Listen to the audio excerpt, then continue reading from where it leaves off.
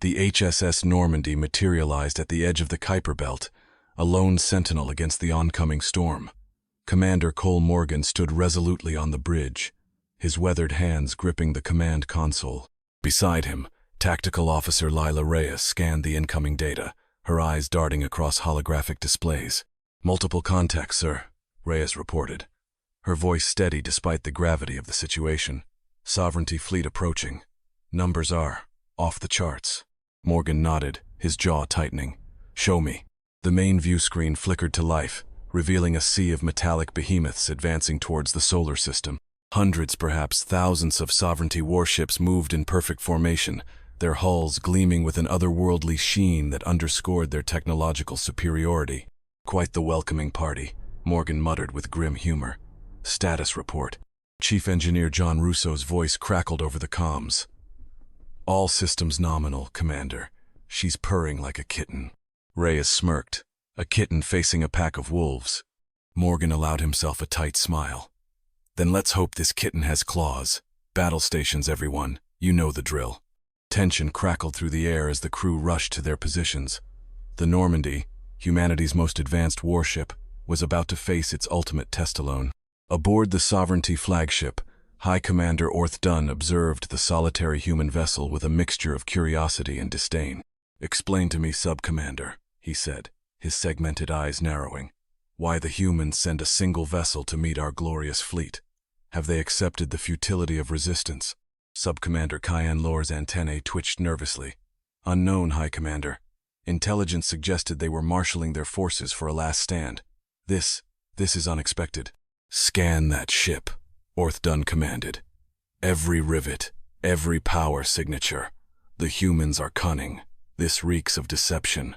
As advanced Sovereignty sensors probed the Normandy, the human crew remained silent, every muscle taut with anticipation. Morgan and Reyes exchanged a glance, years of shared combat experience speaking volumes without words. "They're scanning us," Reyes confirmed, her fingers dancing across her console. "Should we?" Morgan shook his head. "Not yet. Let them look their fill." Minutes stretched into an eternity before Lore reported back to his superior. "High Commander, our scans are inconclusive. The vessel appears to be a standard human warship, albeit their most advanced model. However, there are anomalous power fluctuations we cannot explain." Orth Dunn's mandibles clicked in irritation. "New technologies? How amusing. Their pathetic innovations will not save them. Dispatch the 17th Attack Wing. Let us see what tricks this lone ship can muster."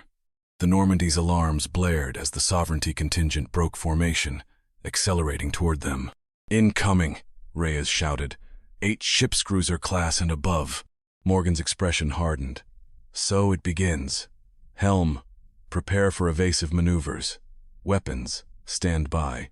But as the Sovereignty ships unleashed a barrage of plasma bolts, the Normandy seemed to vanish, weaving through the chaos with impossible speed and agility. Sovereignty weapons struck only empty space, their synchronization disrupted by the human vessel's unpredictable maneuvers. "What sorcery is this?" Orth Dunn snarled, watching the Normandy dance across his command screen. "No ship can move like that."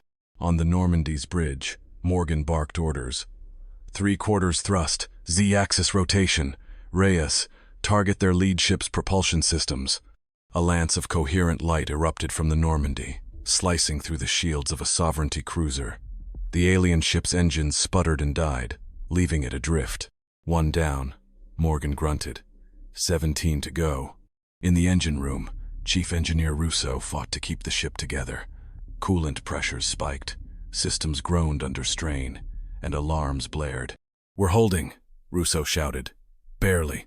Back on the bridge, Reyes' voice cut through the tension.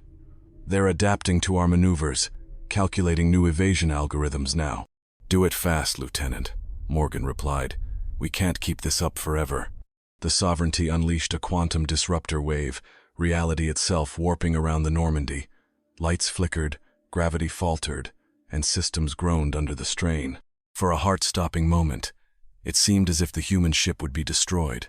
But then, against all odds, the Normandy surged forward, its multiphasic shielding holding. "It worked," Russo called out, pride in his voice. Morgan allowed himself a small smile. "Well done. Now let's show them what we can really do.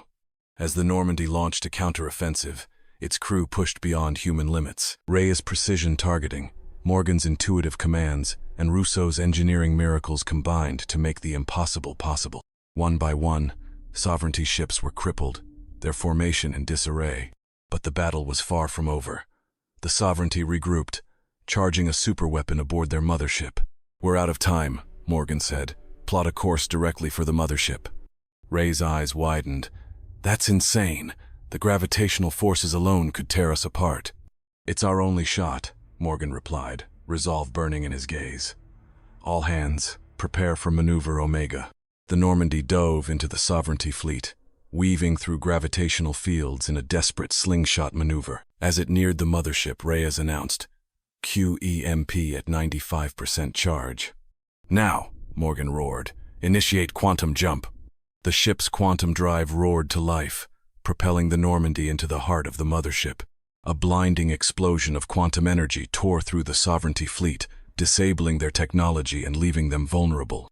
From behind Jupiter's moons, the human fleet surged forward, led by Admiral Saito. "All ships engage. Today, we finish what the Normandy started." The battle raged on, but the tide had turned. The sovereignty was defeated, their armada shattered. Earth's defenders stood victorious, though the cost was staggering. The Normandy and its brave crew had paid the ultimate price. Yet in their sacrifice, humanity had found hope.